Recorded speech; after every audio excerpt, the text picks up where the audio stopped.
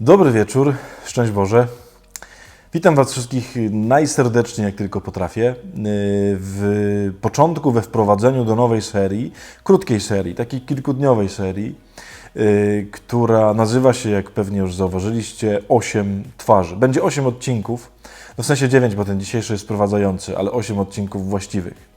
Moi drodzy, pomysł wziął się stąd, że jak wiecie, za 1,5 tygodnia zaczynają się, już się w sumie zaczęły, ale za 1,5 tygodnia są główne wydarzenia Światowych Dni Młodzieży w Krakowie i chciałbym, żebyśmy się tymi odcinkami trochę do nich przygotowali.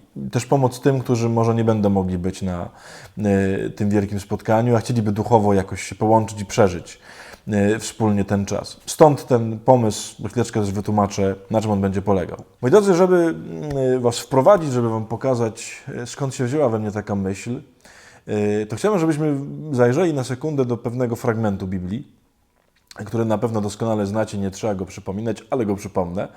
Chodzi mianowicie o przypowieść z Ewangelii Świętego Łukasza, przypowieść o miłosiernym Samarytaninie. Na pewno pamiętacie akcję. Jest człowiek, którego pobito, leży półżywy przy drodze, mijają go różni ludzie, w sensie kapłan i lewita, nie chcą mu pomóc, idą dalej.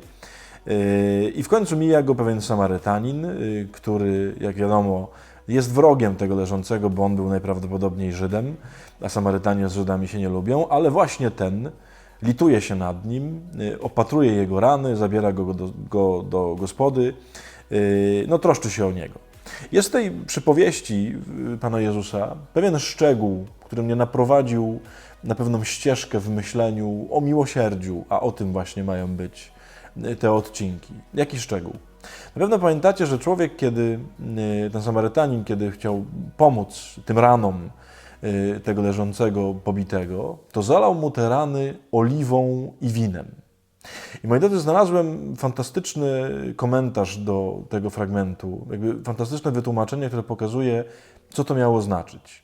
Oczywiście w takim prostym, zwykłym, ludzkim, że tak powiem, myśleniu, wręcz medycznym myśleniu, no po prostu pomógł mu, że tak powiem, z jego raną, tak? Alkoholem ją odkaził, zdezynfekował, natomiast oliwą załagodził, sprawił, że będzie się lepiej goiło. Ale jest w tym również ukryta pewna myśl teologiczna, pewna myśl biblijna. Mianowicie jaka? Otóż chodzi o to, że w Starym Testamencie wszystkie ofiary starotestamentowe były zawsze, zanim, że tak powiem, zostały Panu Bogu złożone, zanim stały się godne tego, żeby je Panu Bogu złożyć, były zalewane właśnie oliwą i winem. Nie było ofiary, która nie byłaby w ten sposób traktowana. Co to znaczy? To znaczy, że ten Samarytanin dokonuje tam na tej drodze, że tak powiem, aktu kultu. To jest człowiek, który składa właśnie w ofierze tego spotkanego, pobitego człowieka, jakby oddaje go w ręce Pana Boga i czyni z tego rodzaj liturgii, rodzaj kultu.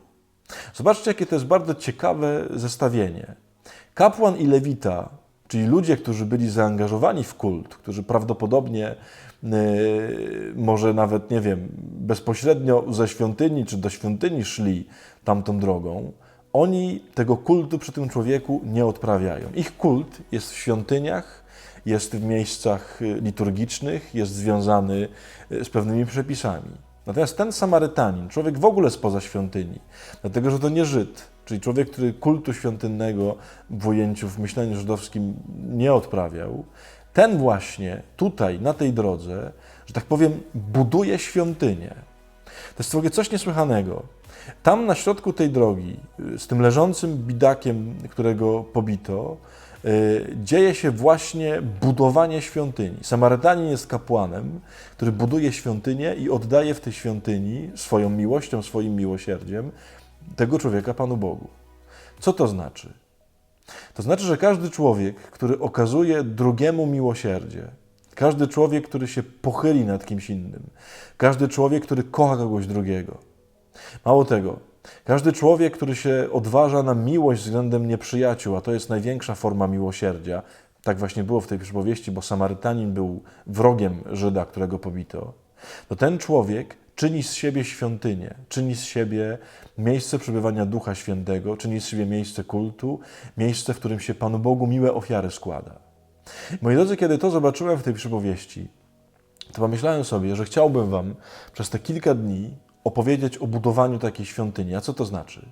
Chciałem Wam pokazać 8 twarzy, w sensie 8 biblijnych postaci, 8 fragmentów, 8 historii ludzi, którzy okazali innym miłosierdzie, a to znaczy, że oni odprawili najważniejszy i najprawdziwszy kult, jaki tylko istnieje.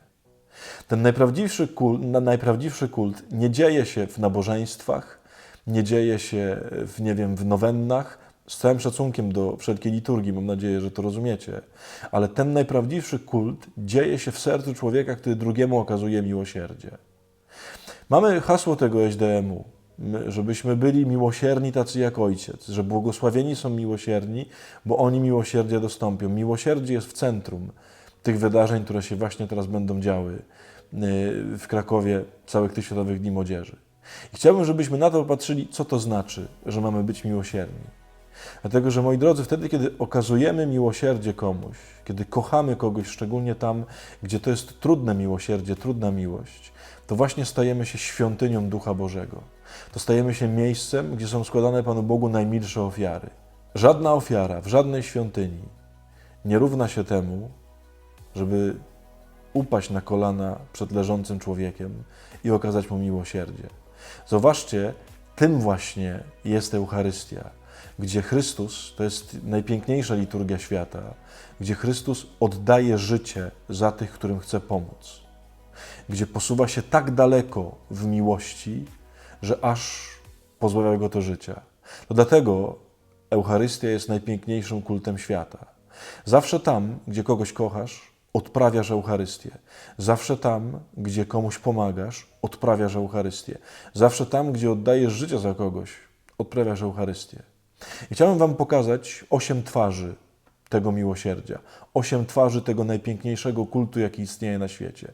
8 historii, które opowiadają o tym, na czym to polega. Od tego dzisiaj zaczynamy. Popatrz na Samarytanina, na człowieka, który wybudował najpiękniejszą świątynię świata, bo okazał miłosierdzie. Do tego zaprasza nasz papież Franciszek w tych świętych dniach, które są przed nami. Do tego przez niego oczywiście, przez papieża Franciszka tak naprawdę zaprasza nas Pan Jezus, żebyśmy to właśnie zrobili. I temu będą poświęcone te najbliższe 8-dniowe rekolekcje. Najserdeczniej zapraszam.